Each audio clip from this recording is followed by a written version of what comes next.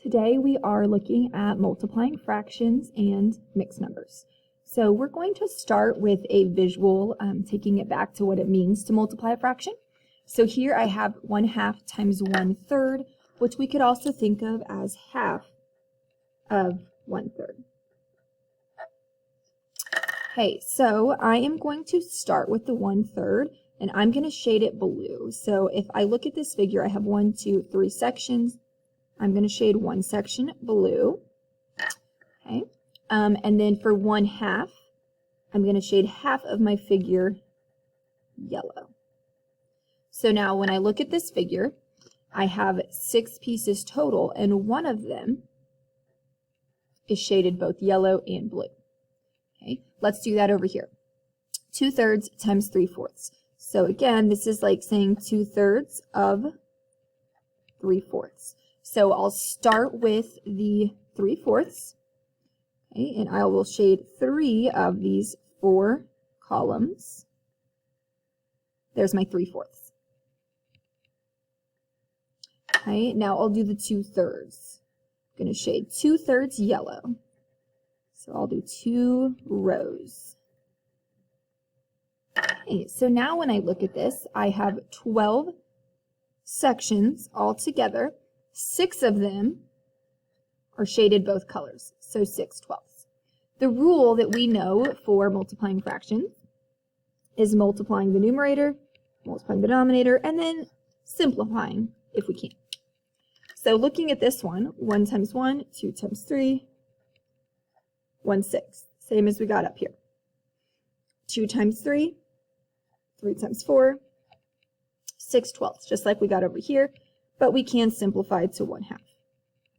Go ahead and try these ones over here using that same method. Just multiply straight across, 1 times 2, 4 times 5, and then simplify if you can. Give those a try on your own, and then when you're done, unpause the video to check your work. Okay, go ahead and check your answers to those 6.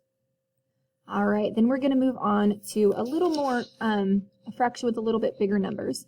So I have 8/9 times 3/4 down here. We can just multiply straight across here. 8 times 3, there's 24. 9 times 4 is 36. And then we can simplify this by dividing by the GCF.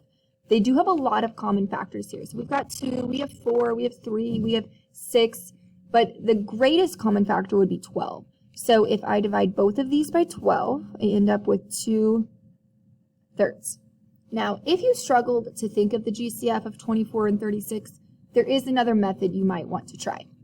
This is cross-simplifying. This is where we're going to simplify before we do any multiplication. So I'm going to come down here and I'm just going to rewrite my problem. Okay. And then I'm going to do any simplifying I can before I multiply. Okay, so what I'm going to do is I'm going to look at the numbers that are diagonal from each other. I have 8 and 4. Those can both be divided by 4. 8 divided by 4, I'm going to cross that out and make that a 2. 4 divided by 4 becomes a 1. Okay, and 3 and 9. Those can both be divided by 3. 3 divided by 3, 9 divided by 3. So a few things happened here. I've got smaller numbers to multiply. My number's already going to be simplified when I'm done multiplying. And what I had to simplify or divide here was much smaller than 12. Okay, so now I just have 2 times 1 and 3 times 1, already simplified. Okay, go ahead, pause your video, and try numbers 1, 2, and 3 down here at the bottom. Okay, go ahead and check your work. Great. Flip this over. Now we're going to look at multiplying with mixed numbers.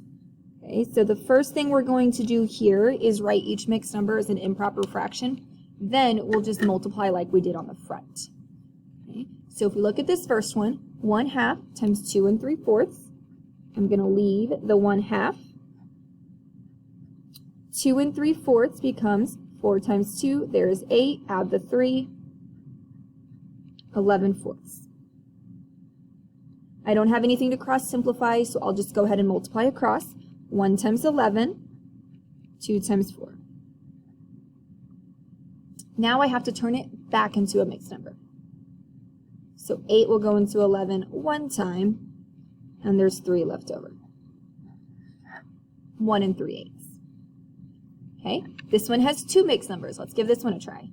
So, there we go. 1 1/4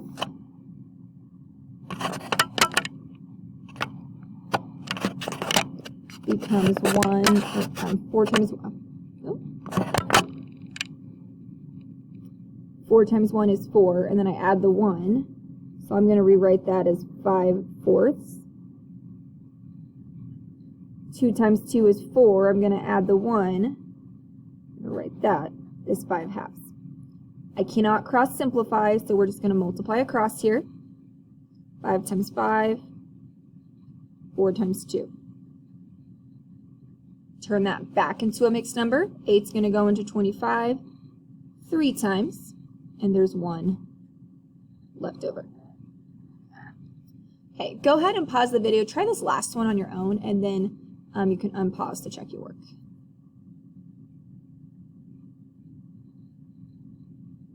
Okay, so for this last one, 5 times 1 is 5, and I add the 4. There's 9/5.